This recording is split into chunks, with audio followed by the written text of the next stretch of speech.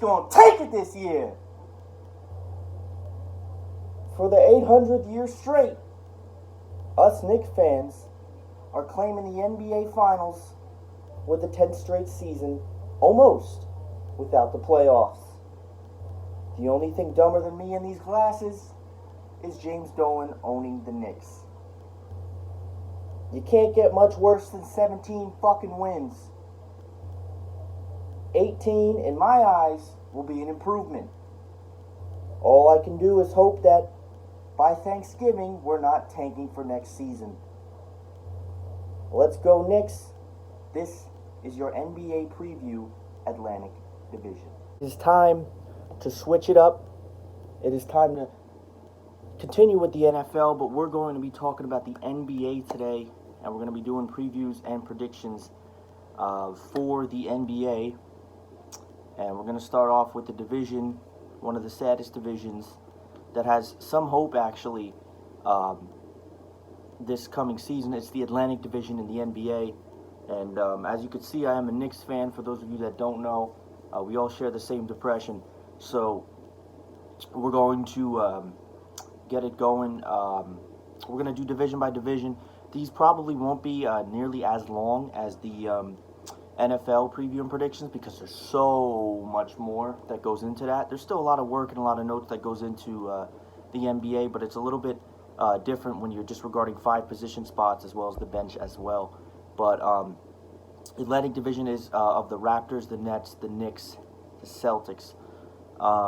General is, I don't really know what to say about this division, because I feel like a lot of it had a vast change over the offseason, and one of the craziest NBA offseasons. I think that this division changed more than almost any other division. You have the Raptors, they're not coming in with Kawhi Leonard, and you have the 76ers, who spent so much money in this free agency getting different players. Already good team, also shipping Jimmy Butler away as well. You have the Knicks, who failed their free agency, but I wouldn't say that they completely failed it. They failed to get what they wanted to get, but they still got players to make the team better. The Nets, who hijacked us of what we needed, came to the same state, 20 minutes away, playing for a different arena, so that's a shot in the heart.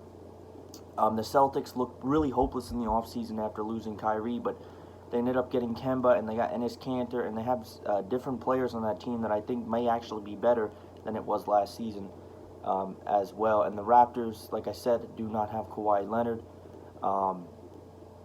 It's going to be an interesting division to go over in terms of what you can expect basically from that. So we'll probably start with the Toronto Raptors, and I think the hardest adjustment for them is going to be not having Kawhi Leonard. They're still going to be an okay team, I think. They're not using Kawhi Leonard. They did have 58 games last year. They did win, and they ended up winning the NBA title over Golden State, which I didn't think was going to happen if Kevin Durant had not been sidelined with the injury, because if you notice the game that he came back, they were completely dominant and in control in that first quarter. I think he was 11 for 11 from field goal range. But I don't see the Raptors doing too much this year. They are losing Kawhi Leonard, but I still think they're going to make the playoffs, and they're going to be a reasonably decent team. They did lose Danny Green as well, who was kind of clutch in the NBA Finals as well with his spot-up shots as well. And they're going to give Pascal Siakam, to my knowledge, they're going to be giving him probably the keys to the kingdom as the best player. He was, I believe, the most improved player last year, and they're going to be expecting him to elevate this Raptors team and take the lead. Fred VanVleet as well is another player who's actually on the bench this upcoming season, but I think that he's not going to get a starter role, especially not over Kyle Lowry, and I don't think he'll be at shooting guard either. But Fred VanVleet, I think, is going to be another key player that the Raptors use to their benefit as well. He was good last year in the playoffs as well. They didn't make too many off-season moves, this team. Their starting 5, as it reads, is Kyle Lowry, Pascal Siakam, Norman Powell, OG Anunoby, and Marc Gasol. And I think I botched Anunoby's name as well. I always botch his name. So on paper, their starting 5, the Raptors, is not that bad. But it's going to be, I think this team's going to be a little bit of a question mark to see if Siakam can really fill into that leadership role for the Toronto Raptors. But I do have them making the playoffs. And if I do have to make a prediction, I would probably say they're going to be 6th seed. I know that may be a little bit low, but there are a lot of teams in the East that did bolster themselves this season as well. So their bench also has Serge Ibaka on it, Stanley Johnson, and it does have Fred VanVleet. So I think that this team will be well equipped to be successful this upcoming season. Maybe 6 seed is a little bit low prediction for the Toronto Raptors, but there are so many other powerhouses in this Eastern Conference coming up this season. Obviously, the Western Conference is and always will be the superior conference in the NBA, but I do think the Raptors are going to have a little bit of a tough time this year, especially if Siakam doesn't produce. Kyle Lowry is not at all an NBA leader, and I don't see this Raptors team being near as good as it was last season. Not at all an NBA leader, and I don't see this Raptors team being near as good as it was last season. Now, one of the teams I think is going to dominate the Eastern Conference and potentially have a trip to the NBA Finals is the Philadelphia 76ers, because basically this team was, like I said, they were great already, but they had a great offseason for this team. Brett Brown needs to be a little bit of a better coach for this team. They did retain Tobias Harris on a $180 million deal. Al Horford also comes over with his veteran experience as well. They did lose Jimmy Butler, but they got Josh Richardson to fill that shooting guard position. Jimmy Butler was a key scorer for them, but they are more than well equipped to be a fantastic team this year. They also did lose J.J. Redick, who was a great shooter for the 76ers as well. He went to New Orleans. There was a shit ton of offseason moves for this team. I think they're going to dominate this division, and I don't know how much you say between the division and the NBA, what's really important, but I think that the 76ers are going to rip everywhere. They have a fantastic starting five, and this team was great last year, and I think they're only going to get better this year. They do add some veterans as well, and they have shooters on this team as well, but you do need Embiid to be a little bit more clutch in the playoffs as well. It's really hard to root against the 76ers team, and before I go over their starting five and bench, maybe I won't even go over their bench. I don't even think it's that great. I have to give the 76ers the first seed in the Eastern Conference. I think they're going to win the East this year, and I think it's going to be between them and Milwaukee, probably going for the East. But it's just really hard to root against the 76ers team. They spent so much money, and they did so much to revamp this team, and it's crazy to see how much this team has improved in the last 6 seasons. They used to be one of the worst teams in the NBA. And this is something that the Knicks need to do, and yes, it takes time, but we'll get to that in a minute. Ben Simmons at point guard, which they have done, and Ben Simmons is one of those players that can kind of play a lot of different positions for this team, but I think primarily they're going to be having him as their point guard. They are going to have Josh Richardson coming over to start at shooting guard after swapping Jimmy Butler to Miami for Josh Richardson. They have Tobias Harris as well, who was great, and I think he was really starting to break out on the LA Clippers, but him coming to the 76ers, which he did play for this past season, is going to continue to benefit them. They do have Al Horford, who's going to fill in that power spot, and they have maybe the best player on the team, Joel Embiid, playing center. So the 76ers team is going to be locked and loaded this year, and I think they're going to be an extremely hard team to beat. They have to keep it together. They do have some of these players do have playoff experience now, and they have a lot of veteran presence, and I think that when they do make the playoffs, they will be well equipped, and they could have a chance to make it to the NBA Finals. I do not see them winning it, because whoever comes out of the Western Conference is just going to obliterate the East. The East has 2, maybe 3 teams that can give a West team a run for their money, but majority, I do think that there are probably going to be some AC teams in the West that could probably beat a 3rd or 4th seed in the East, and that's just how it is, because the East is kind of made up of a few small powerhouses, in my opinion. But 76ers are going to be unreal this year, and I have them taking the Eastern Conference. The next team, which to me was looking really hopeless in the offseason, but did make some moves after quickly losing Kyrie Irving, is the Boston Celtics. And the problem with this team is that they did lose Kyrie Irving, but if you ask me, I know this sounds chaotic and unbelievably crazy, I think Kyrie Irving took something special away from the Celtics. And I know he's a great player. He's nail and nail neck with Steph Curry as the best guard in this league, but I think that he really stripped something special of the Celtics team that the year before, I think they made it to the conference finals against LeBron when he was on Cleveland. They did not win that. It took 7 games. I just don't see Kyrie Irving really that he helped the Celtics that much. I think he was hurt, and I think that he was a me-first kind of player, and the Celtics had so many great players on the team that they could spread the ball among to score and be great, and I think he really screwed up the system in the process there.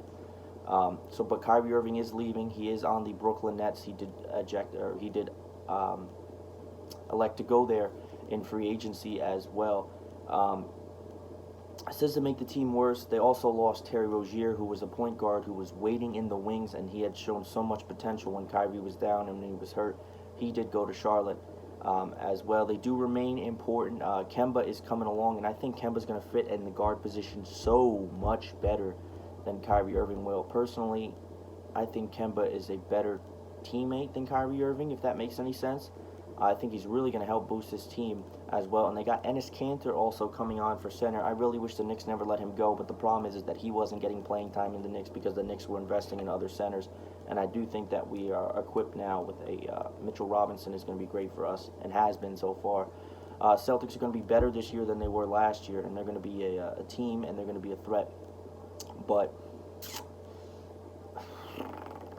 I think it's really hard to kind of predict where you would put their seeding at in this. Before I do the seeding, I'm actually going to do something a little bit different now. I'm going to go over the starting five. You have point guard Kevin Walker. You have Marcus Smart at shooting guard. You have Tatum, who's been great at small forward. You have Gordon Hayward, who needs to really elevate his game this coming season at power. And you have Enes Kanter at center. And I think that Celtics team is going to be fantastic this year. This might be a little bit low of a ranking, but I'm going to have them going 4th seed in the East. I just think there are two other teams that are going to be better than them. And one of them is in this division, and that's the team that we're going to be going to next. The Brooklyn Nets. The jealousy of New York is starting to switch over, and regardless of how great of a franchise we are, the Brooklyn Nets are going to take the crown for New York, and they have been the last couple years. This team signed Kyrie Irving and Kevin Durant in free agency, but here's the kicker. KD is probably, I don't think at all, going to be playing this upcoming season for the Brooklyn Nets. So they're going to be basically relying on Kyrie Irving and the team that they already had going forward. But I think that Kyrie Irving's going to fit in the Nets system maybe a little bit better than Brooklyn. I know the Nets are somewhat of a lot younger team, but the Nets have shown a lot of promise, and I think that the sky is the limit for the Brooklyn Nets. And I think that Kyrie's going to really elevate this team.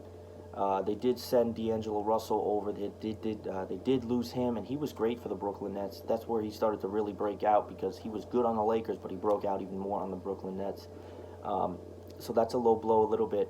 KD's coming with him, like I said. They did get DeAndre Jordan, but DeAndre Jordan is not going to be starting, and I don't think that he would be over Jared Allen. This team does have a good bench, and I think this Brooklyn Nets team is really coming this year. So this division is really interesting and has different powerhouses. I think the Brooklyn Nets are going to take a 3rd seed in the East. Maybe that's a little high. Maybe you would swap it with the Celtics, but that's basically kind of where I'm going with the Brooklyn Nets. Is it going to be interesting to watch? It's going to be a very hard division for my Knicks to get out of this year, and it's going to be a long season. But the Brooklyn Nets are going to take 3rd seed in the East, and I do think they're going to get a much of a deeper playoff run for this team, unless Kyrie somehow messes up the Brooklyn Nets, which, if that's the case, then Kyrie Irving is not Kyrie Irving, but the team itself is going to be in trouble. The Knicks you're rolling out with Kyrie as your point guard, Joe Harris as your shooting guard, LeVert as your small forward, Kurukas as your power forward, and Jared Allen as your center with DeAndre backing him up. So that's a very good starting five. They have a lot of players. Joe Harris is lethal at shooting. Kyrie is can shoot when he wants. So they're going to be their prime shooters, I'm sure. But this Brooklyn Nets team is good, but I don't know. I might want to pump the brakes a little bit when I say 3rd seed in the East. I wasn't going to catapult them to 1. When Kevin Durant comes back, if he comes back just as good, if not better than he was, I think that they will take the Eastern Conference. But that's next year, and we're talking about this year strictly. And last but not least, one of the worst teams in the NBA, who can't get much worse because there's potential and there is promise, the New York Knicks. And this is really difficult because starting five for the New York Knicks is Dennis Smith at point guard, R.J. Barrett at shooting guard, and I think that he's going to move around a little bit. You do have Kevin Knox at small forward, Julius Randle at power forward, and Mitchell Robinson at center, but that is what they're going with now. I think there are so many players in this mix with being such a young team that can flip-flop, and I don't know the Knicks are going to be sticking with that all season long. They might move R.J. Barrett around. Dennis Smith might not always start at point. He has to stay healthy. If Knox can't shoot, Knox can't shoot. Randle, I think, will pretty much have power forward locked down, and center will most likely be Mitchell Robinson for this team. The impression is that the New York Knicks can't get worse, but I've said that so many seasons. I think that we're going to be a much better team this year than last year, and we're going to make a big jump. We're not at all going to win anything, but there's so many things that happened. We flopped free agency. That was devastating. The Zion Williamson thing, you can't say the Knicks failed and blame it on the Knicks because of how a ping pong ball bounced. I'm sorry, that just doesn't work, because you can't blame a franchise based on how a ball bounces. Okay, so you could take that away, and I think that when Knicks fans were extremely disappointed that they didn't get Zion, we lucked out. Honestly, we got a low pick, third pick, so we didn't get Ja Morant, but we were loaded with so many point guards already, and I think that this is just. I don't even know how I'm supposed to approach this. There are so many things to talk about with this Knicks, but I'm going to try to keep it light. They cut Moutier. The Knicks elected to not bring Emmanuel Moutier back, and he was probably the most consistent scorer at the guard position for the Knicks. We did get R.J. Barrett, and I think R.J. Barrett's going to really elevate this team. Yes, he's young and he hasn't played yet, but I think R.J. Barrett's going to be great for us. Mitchell Robinson was a monster at center, and he set the rookie, the block record for rookies in their rookie season. So Mitchell Robinson is our center. I have good faith in Mitchell Robinson. Kevin Knox needs to improve at small forward. This guy either has to pass the ball and spread it out more, or just learn how to shoot, because he was one of the most inconsistent players in the NBA. He would shoot, he would score 37, and the next day he'd score 8, and he'd be 2 for 13 from field goal range. So it's not. Kevin Knox needs to work on his shooting, and I'm kind of iffy on what I think I'm going to get from him. Julius Randle coming along. Is going to be a good scorer for the Knicks, and as long as he stays healthy, he'll be great for the Knicks, I think, as well. And I think that R.J. Barrett's going to be good. Dennis Smith is going to have to stay healthy, but we need to see a little bit more from him, because there were flashes when he first came to the Knicks from that Dallas Mavericks trade, giving away Porzingis. Yes, we gave away Porzingis this offseason, and I think it was the right thing to do, because, one, Porzingis didn't want to be here. So when you have a young star that doesn't want to be here, I just think his morale goes down. He doesn't want to be here, and Porzingis was to the point where he was still valuable for the Knicks, or not for the Knicks, but just for the NBA as a whole. Yes, he did have that gruesome ACL tear, but he was still valuable, so why not trade him away and get assets to continue building your young team when Porzingis is young and he's still, in the public eye, viewed as a huge asset for a team. They have Ignis as well. That was another player that he drafted, and I would definitely look out for him to see if he breaks out as well. Alonzo Trier was one of our best scorers last season, and they have this guy on the bench, and I feel like if you start him, our bench, which was garbage already, needs help. Damian Dotson's going to be on the bench, another one. He was a great scorer for us last season as well. So your starting five is going to be, like I said, I think I went over this already. You got Dennis Smith, R.J. Barrett, Kevin Knox, Julius Randle, and Mitchell Robinson. And on paper, that's not that bad of a starting five. So you're going to have these rookies that are going to start to get this experience, and you're going to have some new guys coming along that are already hyped up, R.J. Barrett as well. So this is going to sound a little crazy, but I'm going to give the Knicks the playoffs this year, and I'm going to give them in the 8th seed. I think they're just going to squeeze into the playoffs. They're going to be battling between probably Detroit or Charlotte. No, Charlotte might be like a 6th seed, actually.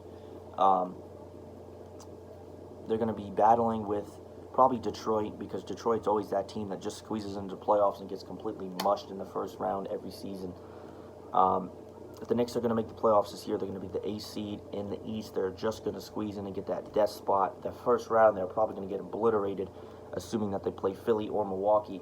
But this has been your NBA review. This is my first NBA review. It's a little bit shaky, but I do think that it's going to get a little bit better. And you could let me know what you think as well, and we're going to be moving along the divisions here next.